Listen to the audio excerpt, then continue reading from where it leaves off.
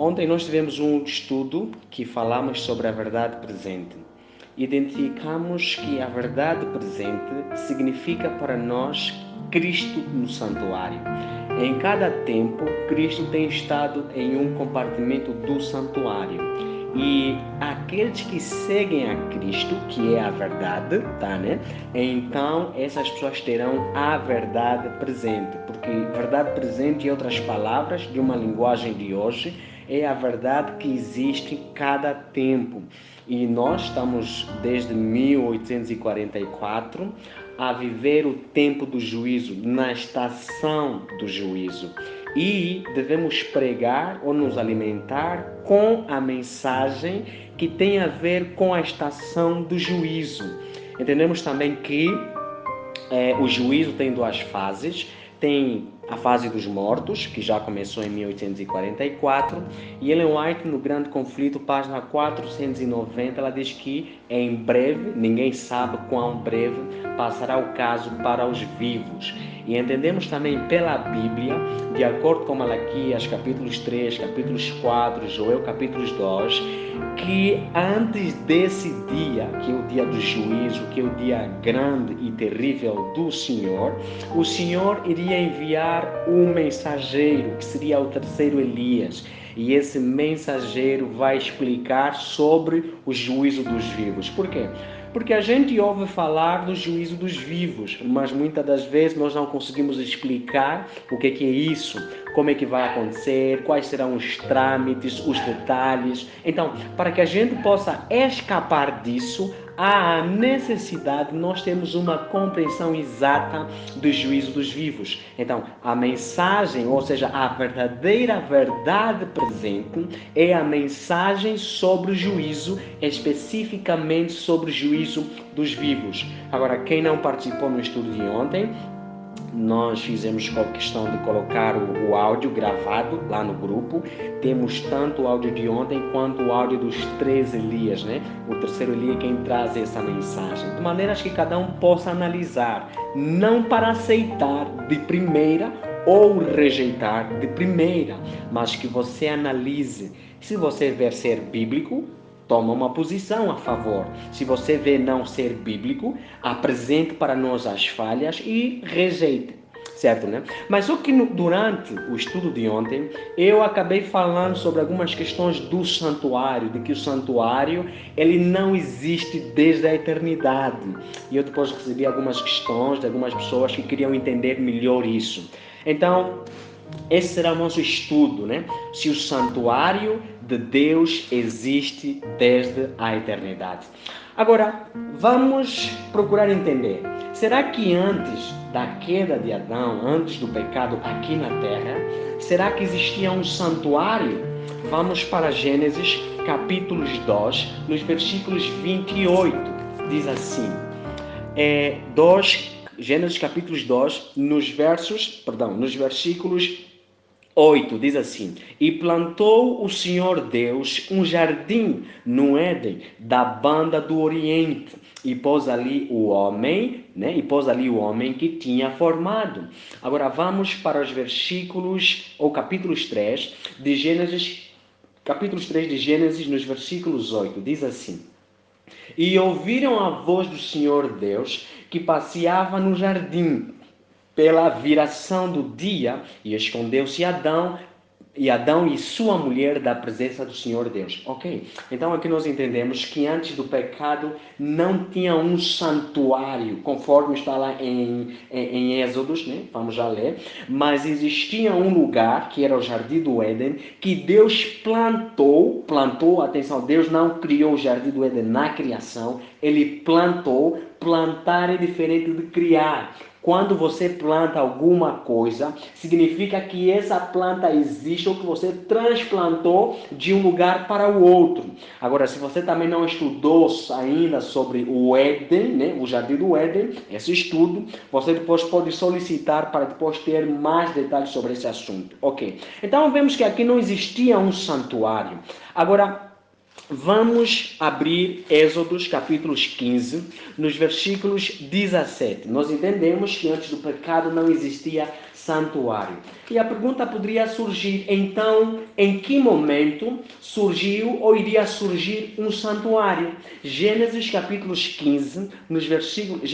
Êxodos capítulos 15, nos versículos 17, diz assim: Tu os introduzirás e os plantarás no monte da tua herança, no lugar que tu, ó Senhor, aparelhaste para tua habitação, no santuário, ó Senhor, que as tuas mãos estabeleceram. Vejam, aqui o contexto diz que Deus vai edificar, vai criar, Ele vai estabelecer um santuário. Então, se Ele vai estabelecer um santuário, que está aqui no futuro, significa que antes não existia um santuário.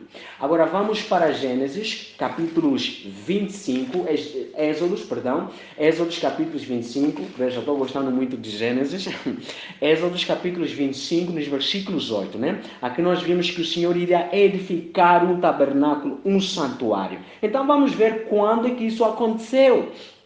Êxodos capítulos 25, nos versículos 8, diz assim: E me farão um santuário e habitarei no meio deles. Agora, de acordo com esses textos que nós acabamos de ler, chegamos pelo menos às seguintes conclusões. Quando Deus criou Adão e Eva, não havia pecado. E não havendo pecado, não havia santuário. Depois do pecado, em Êxodos capítulos 15, versos 17, nós vemos que o Senhor faz uma promessa de que Ele vai edificar um santuário. E em Êxodos capítulos 25, versículos 8, Deus dá a ordem para que se faça um santuário. Veja, e me fará um santuário e habitarei no meio deles, conforme a tudo que eu te mostrar para modelo do tabernáculo. E alguém vai dizer, veja, aqui Deus vai fazer um santuário para habitar no meio deles. Só que antes do pecado, agora é necessário que nós entendamos isso. Antes do pecado, Deus já habitava com seu povo, conforme nós lemos em Gênesis capítulos 3, nos versículos 8, que diz assim: E ouviram a voz do Senhor Deus, que passeava no jardim pela viração do dia. Então, nós entendemos que quando Deus fez o jardim, colocou Adão aí, no final do dia, no período da tarde, Deus vinha e habitava com o seu quê? Com seu povo, com a sua igreja, que era Adão e Eva. Então, aqui, Êxodos capítulos 25, quando ele diz assim: E me farão um santuário e habitarei no meio deles. Esse ato de habitar no meio de Israel deve ter um significado mais profundo. Por quê? Porque antes do pecado, o Senhor já habitava com seu povo. Tá, né? Então, chegamos aqui a esta conclusão. Agora, tendo em conta isso, né, que o santuário, né, existia, ou seja, passou a existir depois do pecado, a pergunta é: por que o santuário surgiu? Né? O próprio Êxodo, capítulos 25, já dá também uma resposta, que a intenção é de que Deus desejava habitar com seu povo. Mas vamos para Êxodo, capítulos 39, que vai ampliar este pensamento. Êxodo, capítulos 39, nos versículos 41. Versículos 41. Diz assim: Os vestidos do ministério para ministrar no santuário, os vestidos santos de Arão, o sacerdote, e os vestidos dos seus filhos para administrarem no sacerdócio. Eu vou repetir aqui a leitura. Diz assim: os vestidos do ministério para ministrar no santuário, os vestidos santos de Arão e o sacerdote, e os vestidos dos seus filhos para administrarem o sacerdócio. Agora vamos para Levíticos, capítulos 16, nos versículos 20 e 21. Ok? 20 e 21 diz assim: Havendo, pois, acabado de espiar o santuário e a tenda da congregação e o altar, então fará chegar o bode vivo, e a Arão porá ambas as suas mãos sobre a cabeça do bode vivo, tá, né? E sobre ele confessará todas as iniquidades dos filhos de Israel e todas as suas transgressões, segundo todos os seus pecados, e os porá sobre a cabeça do bode, e enviá-lo-á ao deserto pela mão de um homem designado para isso. Agora, qual é a conclusão que nós chegamos com essas duas referências? É muito simples. Nós entendemos que no santuário se fazia uma obra de ministração, fazia-se um trabalho. Mas qual trabalho se fazia no santuário? Fazia-se a expiação pelo pecado. Havia ali uma purificação. Então, nós entendemos que a razão pela qual o santuário surgiu foi por causa do pecado, para purificar o pecado, para também fazer justiça. Atenção, para fazer também justiça para aquele, ou seja, para que se cumpra os reclamos da lei de que aquele que pecar deve morrer. Não só esse detalhe de aplicar a sentença, como também o detalhe da salvação. Mas vamos aqui fazer uma leitura do livro Grande Conflito, que vai nos ajudar a entender melhor essa citação, ou essa questão, que está aqui no livro, ou seja, no capítulo 19 do livro Grande Conflito, na página 352. Diz assim: no cerimonial típico, sombra do sacrifício e sacerdócio de Cristo, a purificação do santuário era o último serviço realizado pelo sumo sacerdote no conjunto anual das cerimônias ministradas. Era a obra encerradora da expiação, uma remoção, presta atenção aqui, uma remoção ou afastamento do pecado de Israel. Prefigurava a obra final no ministério do nosso sumo sacerdote no céu, pela remoção ou obliteração dos pecados de seu povo que se achavam registrados nos relatórios celestiais. Este trabalho envolve uma investigação e um julgamento. Eu vou repetir aqui essa citação. Prefigurava a obra final no ministério do nosso sumo sacerdote no céu, pela remoção ou obliteração dos pecados de seu povo que se achavam registrados nos relatórios celestiais. Este trabalho envolve uma investigação e um julgamento, e isto precede imediatamente a vinda de Cristo nas nuvens do céu com poder e grande glória. Então, aqui está a definição do que é a expiação, do que era o cerne do santuário. Atenção, tudo o que acontecia no ritual do santuário, desde a morte do cordeiro, desde o sacrifício da manhã e o sacrifício da tarde, que acontecia todos os dias, isso tudo, o ponto auge era o dia da expiação. O que acontecia isso? O que é expiação? A expiação, se você ir no dicionário, português, você vai encontrar que expiação significa perdoar, significa passar por alto. Mas para Deus, a expiação não é simplesmente perdoar. Para Deus, a expiação significam duas coisas: amor e justiça. Ou seja, ao mesmo tempo que Deus perdoa o pecador arrependido, Ele pune aquele pecador que não se arrepende. E tudo isso era ilustrado ou era refletido dentro do santuário, dentro do sistema do santuário, ok? Então, agora outra pergunta pode surgir. E depois do pecado, será que vai existir um santuário na terra? Bom, se a gente entender, a gente perceber que o santuário surgiu com a intenção de ilustrar o plano da salvação, de ilustrar o processo pela qual deve ocorrer a salvação do homem, isso é, dos seus pecados, a gente vai chegar a uma conclusão que depois do pecado não pode existir de novo o santuário com esse sistema de sacrifícios, de sangue. Não pode. Mas vamos deixar que Apocalipse, ou seja, que a Bíblia, né? O Apocalipse está na Bíblia, vamos deixar que Apocalipse nos dê uma resposta exata sobre isso.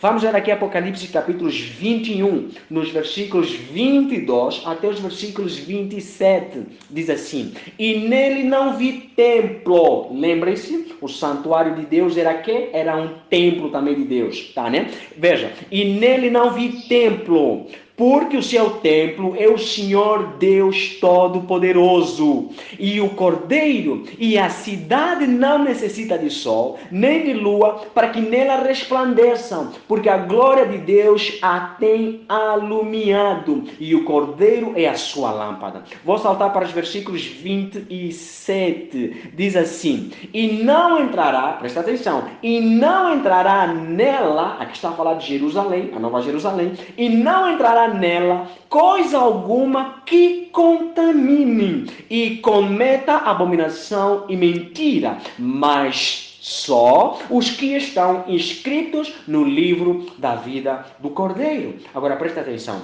Quando você olha para o santuário, quando você olha para o ritual do santuário, o que te faz lembrar? Te faz lembrar da história do pecado. Agora, depois, quando Cristo vier, já não vai existir pecado. E se não vai existir pecado, por que continuar a existir o santuário? Ou seja, por que o santuário deve continuar a existir? Conseguem perceber? Então nós entendemos da seguinte maneira, né? Fazendo a conclusão dessa primeira parte. Quando Deus fez a terra, não existia o santuário. O sistema do santuário não existia. O santuário passou a existir desde que o pecado entrou na terra. E ele existiu ou foi construído com a intenção de, nesse mesmo santuário, ilustrar o processo para a salvação do homem. Vimos também que o pecado vai chegar ao final. E visto que o santuário tem a função de tirar o pecado da terra, de fazer expiação, entendemos que, categoricamente, que se o pecado vai chegar ao final, não há a necessidade da existência de um santuário. Ou seja, assim conforme o mundo começou sem um santuário que existia, ou seja, na qual esse santuário existia o plano de salvação, o mundo também vai terminar, ou seja, vai existir, depois da história do pecado, sem um santuário. Até aqui eu creio que se calhar alguém já percebeu, né? Mas vamos continuar. Então a pergunta é, e no céu, o santuário sempre existiu? Porque nós entendemos aqui pela Bíblia que na terra, o santuário passou a existir. Ele nunca, ou seja, o santuário não foi criado com Adão. Não foi. Ele, em algum momento da história, e foi depois do pecado que o santuário surgiu. Então, visto que o santuário aqui da terra, conforme está lá em Êxodo, capítulos 25, versículos 8, né? E 9, diz que me fareis um santuário, e depois diz que conforme o modelo que eu te mostrei. Então a pergunta vai surgir. Visto que no santuário tem também, no céu tem também um santuário, a pergunta é, o santuário do céu, será que é eterno? Será que existe desde a eternidade? Ou também passou a existir em um determinado momento da história? Se a gente levar o conceito do santuário da terra, de que o santuário da terra surgiu apenas depois do pecado, e esse mesmo santuário da terra é o reflexo do santuário do céu, ora, se o santuário da terra é o reflexo do santuário do céu, a gente também pode chegar à conclusão que assim como o santuário da terra passou a existir apenas em um momento, ou seja, depois do pecado, também podemos entender que o santuário no céu também surgiu depois, apenas depois do pecado. Será que isso tem base bíblica? Bom, vamos deixar que a Bíblia responda. Vamos abrir Hebreus capítulos 8, nos versículos 1, veja, Hebreus capítulos 8, nos versículos 1 e 2, diz assim: ora, a soma do que temos dito é que temos um sumo sacerdote tal que está assentado nos céus, à destra do trono da majestade, ministro do santuário e do verdadeiro tabernáculo, o qual, presta atenção, o qual o Senhor fundou e não um homem. Veja, esse santuário foi fundado por Deus. Ora, se uma coisa que foi fundada, ou seja, se uma coisa foi fundada, significa que essa coisa não é eterna, assim conforme o próprio Deus. Então, com o livro de Hebreus, nós entendemos que este santuário, na qual Cristo é o sumo sacerdote, na qual Cristo está a ministrar, Deus fundou esse ministério, ou seja, fundou esse santuário. Vou voltar a repetir. Quando se funda, veja atenção, eu aqui sou técnico de construção civil, e normalmente quando a gente faz uma obra, a gente usa a expressão, olha, vocês têm que fundar o caboclo. Fundar o caboclo, o que é isso? É cavar, o caboclo, ao cavar os buracos, para assim colocar seu alicerce ou a base, daquilo que vai ser o edifício. Ora, se eu estou fundando alguma coisa, quer dizer que antes de eu fundar, essa coisa não existia. Quer dizer, eu acredito que até aqui não há dúvidas, o português é claro e a gente pode perceber isso. E a pergunta pode surgir: quando é que o Senhor fundou este santuário celestial? Vamos deixar que Primeiras de Pedro nos ajuda a entender. Primeiras de Pedro, não, vamos começar com Efésios. Primeiro vamos para Efésios, capítulos 3.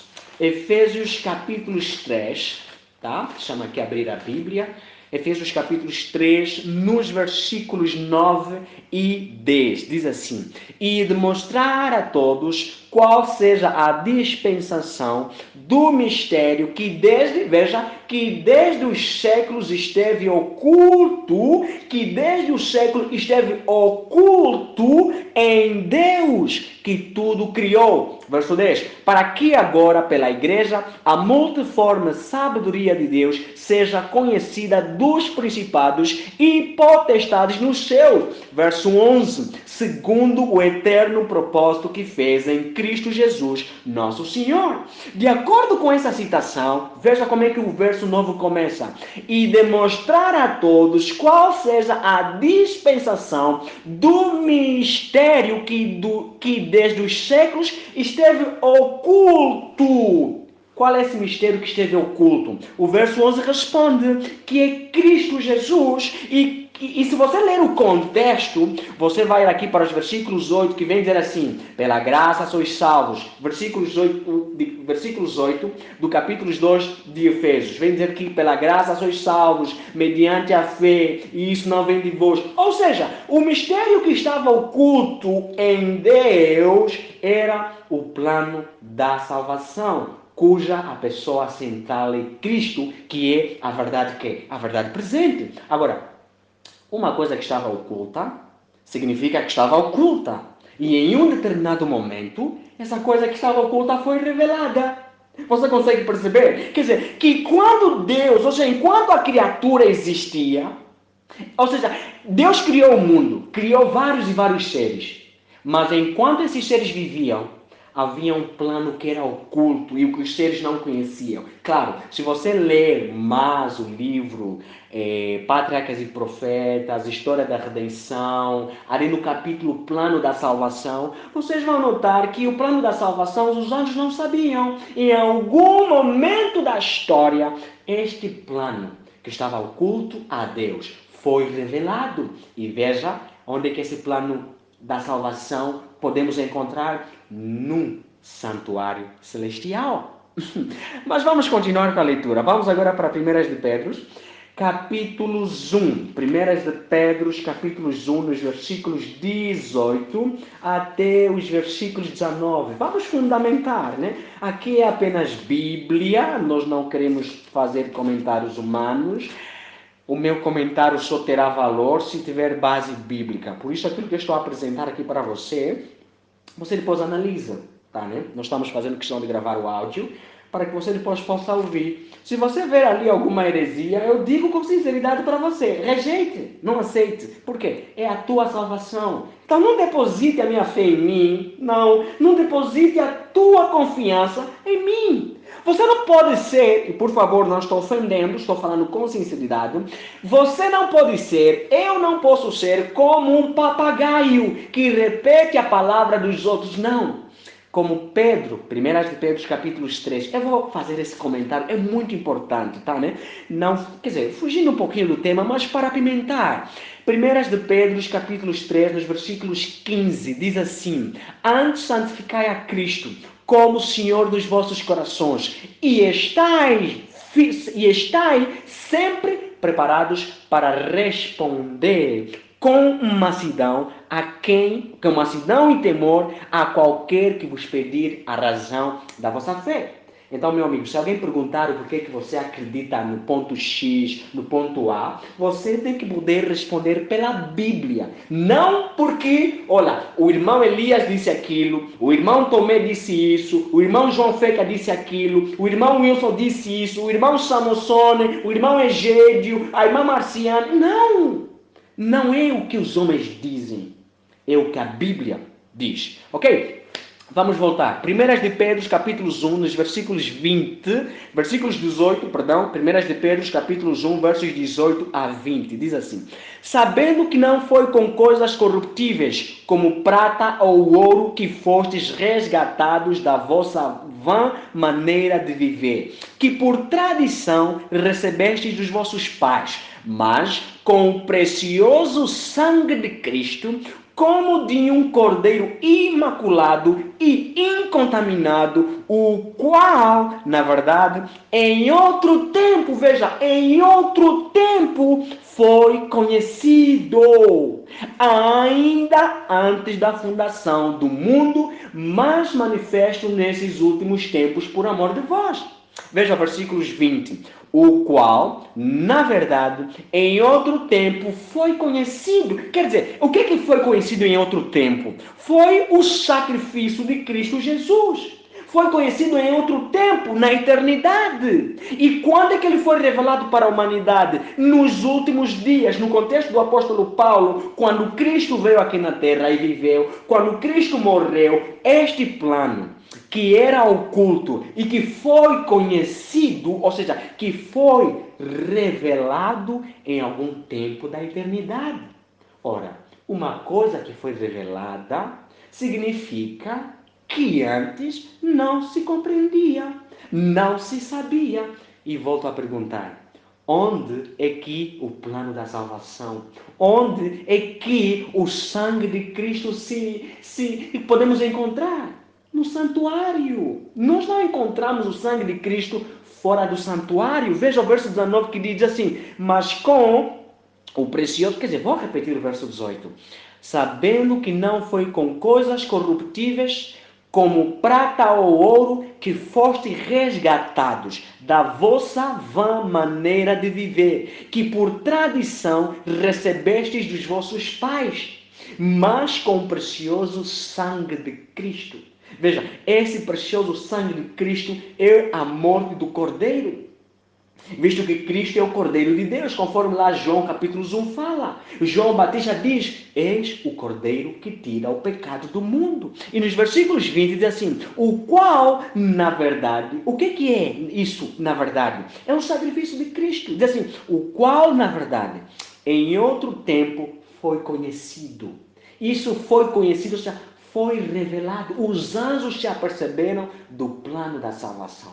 Então, com base nestes textos, nós chegamos à conclusão. Sim, há uma conclusão forte e profunda que o santuário, que é o plano da salvação, em algum momento da história, ele foi revelado, ou seja, ele foi fundado. Conforme Hebreus fala, o santuário foi fundado em algum momento da história. Ele não é eterno, ele não existia desde que Deus existiu. Não. Em algum momento o santuário veio a existir. E desde quando é que ele veio a existir? De acordo com o contexto que nós estamos lendo, desde que o pecado entrou, desde que Adão e Eva pecaram, certo? Ok, e agora alguém vai fazer uma pergunta. No santuário tem o trono de Deus. E muitos dizem que no trono de Deus, ou seja, no santuário, era onde Deus habitava. Sim, isso é verdade. Deus habitava no trono do santuário, lá no lugar santíssimo, no propiciatório.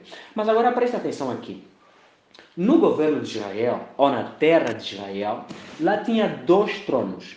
Tinha o trono administrativo, o trono político, cujo os reis se assentavam, né? O primeiro rei quem foi? Foi Saul, depois Davi, depois Salomão, aí começou passando. Esse era o trono civil, o trono do rei, o trono administrativo. Mas para além deste trono, tinha outro trono, que era o trono da graça, que era o trono onde Deus se manifestava. E esse trono estava onde? Estava no santuário. Então, em Israel, nós encontramos dois tronos: o trono administrativo e o trono de Deus, ou seja, o trono da graça, o trono da salvação que estava no santuário. Então, a pergunta surge: onde é que Cristo habitava? Visto que Cristo também se assenta no trono. Onde é que Deus estava antes do plano da salvação? Onde é que ele se assentava antes dele fundar o santuário? Vamos ver aqui Daniel, que vai dar uma força maior para essa doutrina, este ensino que estamos aqui estudando. Daniel capítulo 9, nos versículos 10, diz assim: eu continuei olhando até que foram postos os tronos. Veja, Daniel estava a olhar até que foram postos os tronos. Quer dizer que antes desses tronos serem postos, esses tronos não existiam, ou pelo menos não estavam no local em que eles foram postos, né? Porque, quer dizer, foram postos, foram colocados. Tá, né? Continuando. E um ancião de dias se assentou. O seu vestido era branco como a neve, e o cabelo da sua cabeça como a limpa lã. E o seu trono o seu trono chamas de fogo, e rodas dele. Deixa-me aqui repetir. Ok? E o seu trono chamas de fogo, e as rodas dele fogo ardente. Um rio de fogo manava e saía de diante dele. Milhares de milhares o serviam, e milhões de milhões estavam diante dele. Assentou-se o juízo e abriram-se os livros. Então nós vemos que esse trono do santuário do juízo foi colocado em algum momento da história. Antes deste momento que é o juízo chegar, esse trono não havia sido colocado neste lugar. Claro, aqui está a falar do 22 de outubro, quando Cristo saiu do lugar santo e foi para o lugar santíssimo fazer a obra do juízo. Mas a pergunta ainda prevalece: se esses tronos foram colocados, se esses tronos foram fundados, ou foi fundado, se o santuário foi fundado, onde é que Deus se assentava antes de ele fundar, antes do santuário vir a existir? Vamos para Apocalipse, capítulos 22. Vamos para Apocalipse, capítulos 22. Vai nos ajudar a entender isso. Aqui no Apocalipse, capítulos 22, nos versículos 1, diz assim: e mostrou-me o rio puro da água da vida, claro como cristal, que procedia do trono de Deus e do Cordeiro. Veja, há um trono aqui. Esse trono é um trono que dele saía o rio puro da água da vida. Agora presta atenção aqui. Quando ele diz assim, desse trono saía o rio puro da água da vida, isso significa que esse trono é um trono eterno, porque é deste trono que sai a vida, que procede tudo que foi criado, desde os anjos. Este trono que está aqui em Apocalipse 22 é que é o trono eterno, o trono que sempre existiu. Por quê? Porque deste trono sai a vida. Agora, eu não estou a querer dizer, por favor me entenda, que o trono é mais poderoso que Deus. Não, não é. O trono é um assento, e onde Deus se assentar, ali está seu trono. Quem santifica o trono não é o trono, o próprio trono, não. O próprio trono não é mais poderoso, não é mais santo que o próprio Deus. O trono só é poderoso, só é santo, porque quem se assenta nele é uma pessoa santa e poderosa, ou isto é Deus. Então, se esse trono, ou deste trono, procede a vida, significa que esse é o trono eterno, porque Deus é eterno e a vida vem de Deus. Então esse aqui é o trono que diz que é o trono de Deus e do Cordeiro, tá, né? Mas vamos deixar aqui um pouquinho mais claro. Vamos para Marcos. Nós entendemos que o santuário começou a existir em um determinado momento da história. Mas vamos para Marcos capítulos 16, nos versículos 19, que vai nos ajudar a entender também melhor isso. Marcos 16, nos versículos 19. Ok? Diz assim: Ora, o Senhor, depois de lhes ter falado, foi recebido no céu e assentou-se à direita de Deus. Quando Cristo subiu ao céu, ele se assentou à direita de Deus. Quer dizer, esse trono na qual Cristo se assentou à direita de Deus é o mesmo trono que está aqui em Apocalipse capítulos 22, que diz que é o trono de Deus e o trono do Cordeiro. Vamos abrir de novo Hebreus capítulos 12. De novo não, né? Quer dizer, de novo sim, já lemos o capítulo 8 de Hebreus. Agora vamos ler o capítulo 12. Atenção, não sai da ligação. Estamos entrando no ponto central do estudo e dentro de pouco tempo nós vamos já terminar com os estudos. Os irmãos poderão fazer perguntas ou comentários. E se alguém daquilo que eu apresentei dizer que não é assim, o irmão também está à vontade, pode dizer como é que é, né? Pode dizer como é que é. Ok, Hebreus capítulo 12, nos versículos 2, diz assim: Olhando para Jesus, autor e consumador da fé, o qual, pelo gozo que lhe estava proposto, suportou a cruz, desprezando a afronta, e assentou-se à destra do trono de Deus. Qual é a conclusão que nós chegamos? Quando Cristo, sim, presta atenção, quando Cristo subiu para o céu, ele sim se assentou no trono administrativo do céu. Lembra-te que em Israel tinha dois tronos. O trono administrativo, que era o trono político, e tinha o trono do santuário. Quando Cristo se assentou, ou seja, subiu para o céu, ele não se assentou no trono do santuário. Presta atenção, bem no final nós vamos deixar isso um pouquinho claro por uma citação de Ellen White. Quando Cristo subiu para o céu, ele se assentou no trono administrativo, no trono que é eterno, no trono que sempre existiu, no trono de Deus e do Cordeiro, no seu trono. E se alguém não estava ontem, alguém vai perguntar, como assim um trono onde duas pessoas se assentam? Olhe para um sofá. Existe sofá de 2 lugares, existe sofá de 1 lugar, existe sofá de 3 lugares, 4 lugares. E aqui, pelo menos a Bíblia nos revela que esse trono é um trono que tem 2 assentos, em que quem se assenta é o Pai e o Filho, que é o Cordeiro.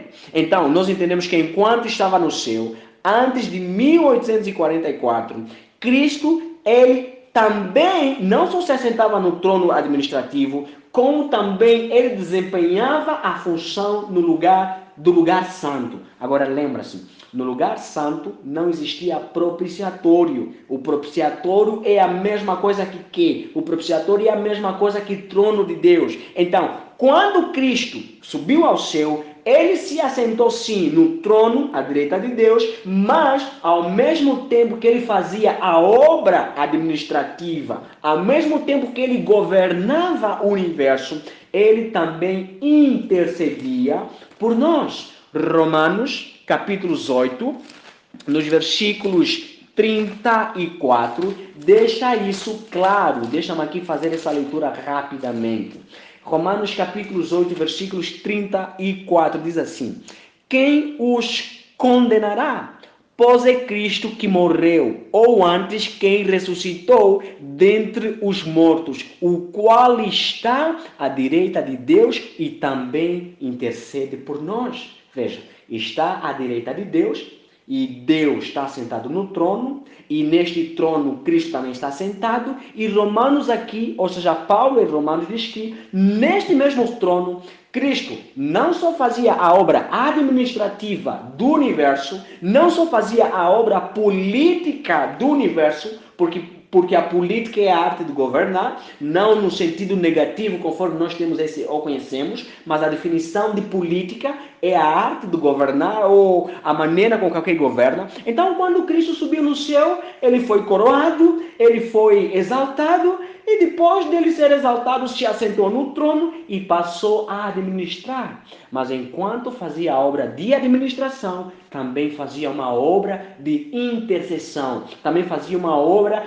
que se refletia no lugar santo do lugar santíssimo. Agora, devemos perceber mais uma vez que o trono de Cristo, ou o trono na qual Cristo se assentou e que ele estava ali desempenhando também essa obra no lugar santo administrativo, a obra também de intercessão, é um trono eterno que subsiste pelos séculos dos séculos, conforme Paulo fala em Hebreus capítulo 1, nos versículos 8, diz assim: mas do filho diz, veja, é o pai que vai falar acerca do filho, mas do filho diz: ó Deus, o teu trono subsiste pelos séculos dos séculos, sceptro de equidade, e é o sceptro do teu reino, o trono do Cordeiro. E veja que neste trono é onde também o Pai se assenta. É um trono que é eterno, certo? Ok, eu creio que até aqui está claro, mas agora vamos entender essa questão. Onde é que Cristo está agora? Será que Cristo está no lugar santo? Não, nós sabemos que já não está no lugar santo. Será que Cristo está no lugar santíssimo? Sim, claro que ele está no lugar santíssimo. Mas Cristo está sentado no trono? Bom, vamos deixar que a própria Bíblia responda. E para isso nós vamos ler o livro Primeiros Escritos.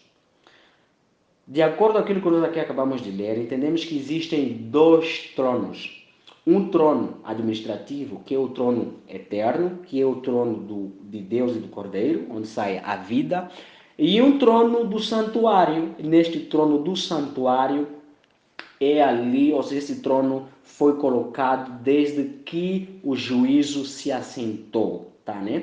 Mas vamos deixar que Ellen White deixa isso aqui mais claro. Vamos abrir aqui o livro Primeiros Escritos, no capítulo que tem como tema fim das 2.300, ou fim dos 2.300 dias, né?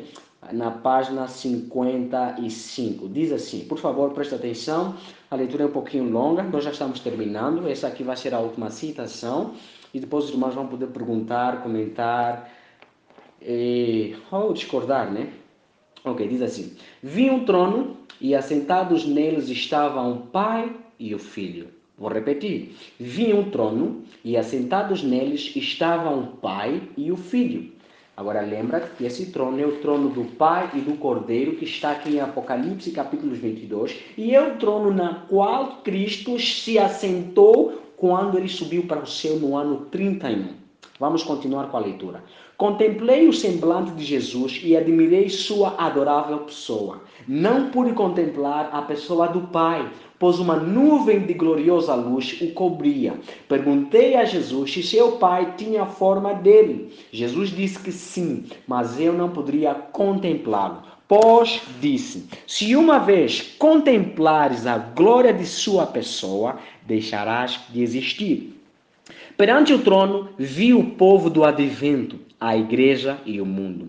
Vi dois grupos, um curvado perante o trono, profundamente interessado, enquanto o outro permanecia indiferente e descuidado. Os que estavam dobrados perante o trono ofereciam suas orações e olhavam para Jesus. Então Jesus olhava para seu Pai e parecia estar pleiteando com ele. Veja, estava pleiteando aquilo que nós lemos em Romanos 8:34.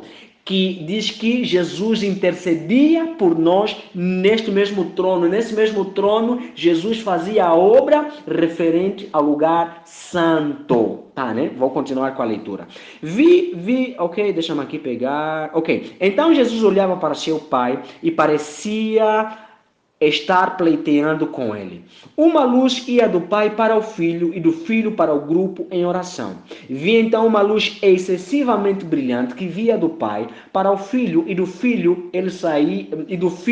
ela se irradiava sobre o povo perante o trono.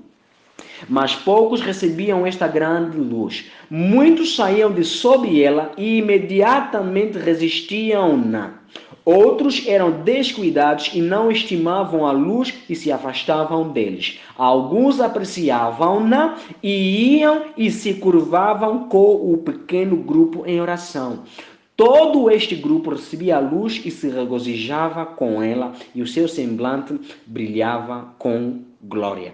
Ok, então, creio que fazendo essa leitura, os irmãos conseguiram entender que Cristo está no santuário não, perdão. Ele estava sentado no trono, e neste trono ele estava sentado junto com o Pai, e ele ali pleiteava com o Pai, intercedia, tá, né? E quando ele fazia essa intercessão, uma luz saía do Pai para o Filho e do Filho para a igreja, tá, né? Mas vamos continuar com a leitura, tá, né? Isso tudo que Ellen White acabou de explicar aconteceu durante o ano 31 até o ano de 1844. Agora vamos continuar com a leitura, né? Lemos a página 54, no parágrafo 2, agora vamos para a página 55. E por favor, redobre a atenção agora para que você perceba. Diz assim: viu o Pai erguer-se do trono. Lembra-te? Nos comentários anteriores, o Pai e o Filho estavam assentados aonde? No trono. E Jesus Cristo pleiteava ou intercedia perante o Pai a favor de quem? A favor do seu povo. Agora veja como é que o texto começa, a página 54. Viu o Pai erguer-se do trono e num flamejante carro entrar no Santo dos Santos para dentro do véu e assentar-se. Você conseguiu entender? O Pai estava sentado no trono, juntamente com o Filho, com Jesus. E diz que ela viu o Pai levantar-se do trono e ele saiu do trono, um carro flamejante com fogo. Este carro veio, o Pai entrou neste carro e esse carro levou o Pai para lugar que? Para o lugar santo. Eu vou repetir, para o lugar santíssimo, perdão, o lugar santíssimo. Vou repetir a leitura. Vi o Pai erguer-se do trono e num flamejante carro entrar no Santo dos Santos para dentro do véu e assentar-se. Então Jesus se levantou do trono, veja, primeiro o Pai se levantou do trono, foi para o lugar santíssimo e se assentou. Mas quando o Pai se levantou, ele deixou quem? Deixou Jesus no trono. Continuando. Então Jesus se levantou do trono e a maior parte dos que estavam curvados ergueram-se com ele. Não vinha um raio de luz sequer passar de Jesus para a multidão descuidada depois que ele se levantou e eles foram deixados em completas trevas. Os que se levantaram quando Jesus o fez conservavam os olhos fixos nele ao deixar ele o trono e levá-los para fora a uma pequena distância. Então ele ergueu o seu braço direito e ouvimos-lo dizer com sua amorável voz: esperai aqui, vou ao meu Pai para receber o reino. Guardai os vossos vestidos sem mancha e em breve voltarei das bodas e vos receberei para mim mesmo. Então um carro de nuvens, com rodas como flama de fogo, circundado por anjos, veio para onde estava Jesus. Ele entrou no carro e foi levado para o Santíssimo, onde o Pai se assentava. Agora presta atenção, porque vai dizer qual é a posição de Jesus desde o dia 22 de outubro de 1844 até os dias de hoje. Diz assim: então contemplei a Jesus, o grande sumo sacerdote, de pé perante o Pai. Veja, de pé perante o Pai, não sentado no trono, porque no trono do Santíssimo, quem está sentado é apenas o Pai. E aqui ela não vai dizer assim: então contemplei a Jesus, o grande sumo sacerdote, de pé perante o Pai. Na extremidade inferior de suas vestes havia uma companhia e uma romã, e uma companhia e uma romã. Ou seja, na extremidade inferior das suas vestes havia uma companhia e uma romã. Uma companhia e uma romã. Os que se levantaram com Jesus enviaram sua fé a ele no Santíssimo, né? E oravam: Ou seja, vamos parar por aqui, né? Acho que aqui já está compreendido. Entendemos que o pai e o filho estavam sentados no trono. Em algum momento o pai se levantou do trono e foi para o lugar santíssimo. Veja, o pai saiu do lugar, ou saiu do trono administrativo do universo, foi para o trono do lugar santíssimo. Quando ele faz essa trajetória, ele deixou o filho aonde? Deixou o filho no trono. E depois um carro com chamas de fogo e circundado de anjos. Aqui esse carro é o sexto de Deus, é o protocolo de Deus. Esse protocolo que levou o Pai para o lugar santíssimo. Depois ele voltou e veio buscar Jesus. Jesus subiu neste carro, neste trono móvel, e foi levado perante o Pai, que está no lugar quê? No lugar santíssimo. Mas ali Jesus não se assentou no trono, ele está em pés perante o Pai, intercedendo a favor da raça humana. E alguém vai perguntar, onde é que Ellen White tirou essa ideia? É claro que Ellen White tirou essa ideia na Bíblia. Vamos terminando aqui, né? Eu dizia que essa seria a última citação. Lembrei-me, deixa-me só fazer aqui a ligação entre onde Ellen White tirou essa ideia, ou seja, entre a citação de Ellen White e entre a citação de Ellen White e onde Ellen White se baseou, né, para ela interpretar isso. Aliás, foi uma visão, né? Foi uma visão. Mas vamos deixar que a Bíblia explica também sobre esta visão. Vamos abrir aqui Apocalipse, né? Apocalipse, capítulo 5. Deixa-me aqui encontrar o quê? Só um pouquinho aqui. Ok, Apocalipse capítulo 5, nos versículos 5, diz assim. Vamos começar nos versículos 1. Apocalipse capítulo 5, versos 1. E vi na destra do que estava assentado sobre o trono um livro escrito por dentro e por fora, selado com 7 selos. E vi um anjo forte bradando com grande voz, quem é digno de abrir o livro e de desatar os seus selos? E ninguém no céu, nem na terra, nem debaixo da terra, poderia abrir o livro, nem olhar para ele. E eu chorava muito, porque ninguém fora achado digno de abrir o livro, nem de o ler, nem de olhar para ele. E disse-me um dos anciãos, não chores, eis que o leão da tribo de Judá, a raiz de Davi, que venceu para abrir o livro e desatar os seus 7 selos, né? E desatar os 7, não chores. Verso 5, e disse-me um dos anciãos, não chores, eis aqui o leão da tribo de Judá, a raiz de Davi, que venceu, para abrir o livro e desatar os seus 7 selos. Verso 6, e olhei, agora presta atenção, e olhei, e eis aqui que estava no meio do trono e dos 4 animais viventes, e entre os anciãos um cordeiro. Veja, aqui de acordo com Apocalipse, um cordeiro está no meio do trono, no meio dos 4 animais e no meio dos 24 anciãos. Alguém vai dizer, não, Jesus aqui está sentado no trono. Não está sentado no trono, né? Aqui a linguagem pode transmitir a ideia de que ele está assentado do trono, mas não está assentado no trono. Ele está no meio do trono, não assentado no trono, no meio, ou seja, como é que o santuário de Deus está organizado nos dias de hoje? É como se fosse uma roda, um círculo. Tem o trono que está no centro e ao redor do trono,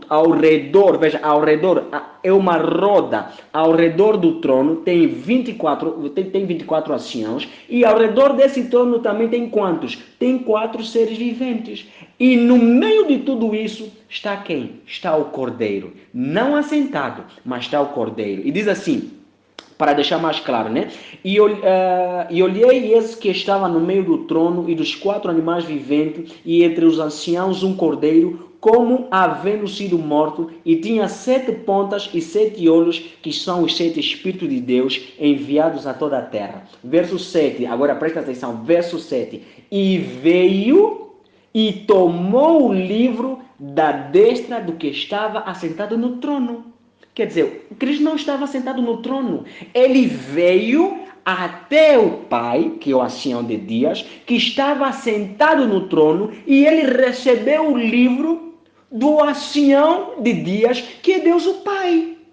Agora, para concluir, vamos voltar a ler Daniel capítulo 7. Se calhar alguém aqui acabou esquecendo, né? Então vamos concluir aqui com essa citação. Daniel capítulo 7, versículos 9, diz assim: e continuei olhando até que foram postos uns tronos, e um ancião de dias se assentou. O seu vestido era branco como a neve, e o cabelo da sua cabeça como a limpa lã, e o seu trono chamas de fogo, e as rodas dele fogo ardente. Um rio de fogo manava e saía de diante dele, e milhares de milhares o serviam, e milhões de milhões estavam diante dele. Assentou-se o juízo, e abriram-se os livros. Lembra-se? Esse trono que dentro deles, ou que saía dele um rio de fogo, não é o mesmo trono que está em Apocalipse 22. O trono de Apocalipse 22 diz que dele saía o rio da água da vida.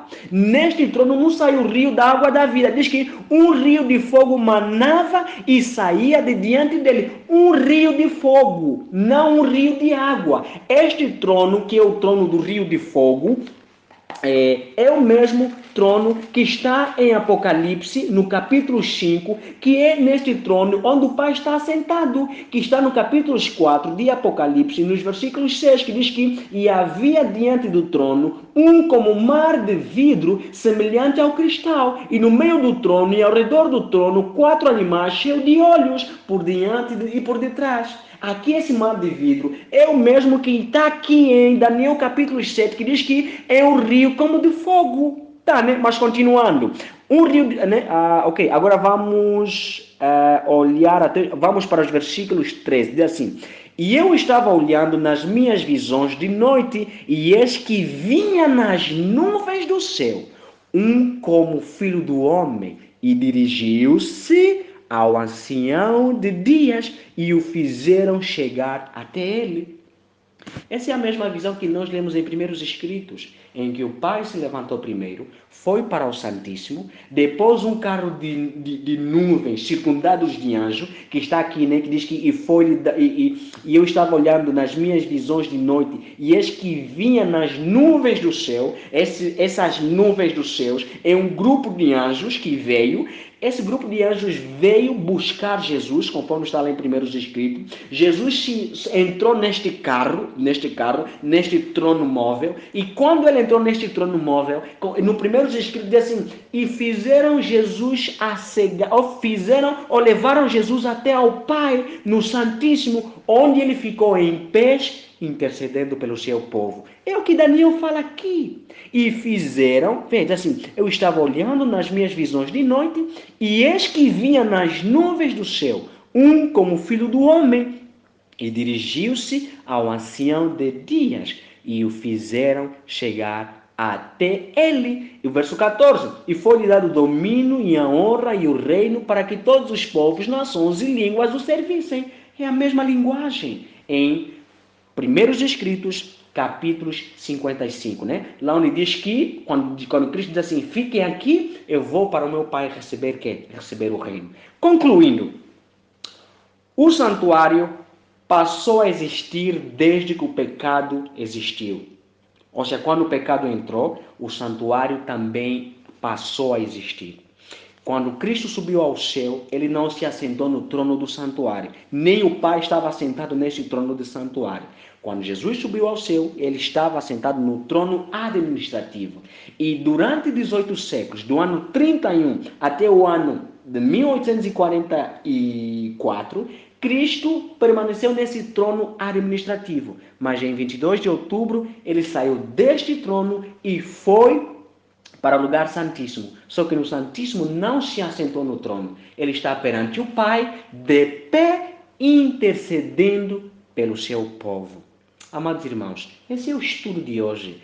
Essa é a única conclusão que eu posso chegar, né? De acordo com essas bases, esta é a única conclusão que eu posso chegar. Então, conforme em Israel existiam dois tronos, um que era o trono administrativo, o trono político, e outro trono, que era o trono da graça, também vemos que no céu também existem dois tronos. Conforme entendemos que o trono da graça só existiu ou passou a existir depois do pecado entrar no mundo, entendemos também que no céu o trono lá do santuário também passou a existir desde que, ou seja, a partir do momento que o pecado faz quê? Que o pecado surgiu para a expiação, para a purificação do santuário.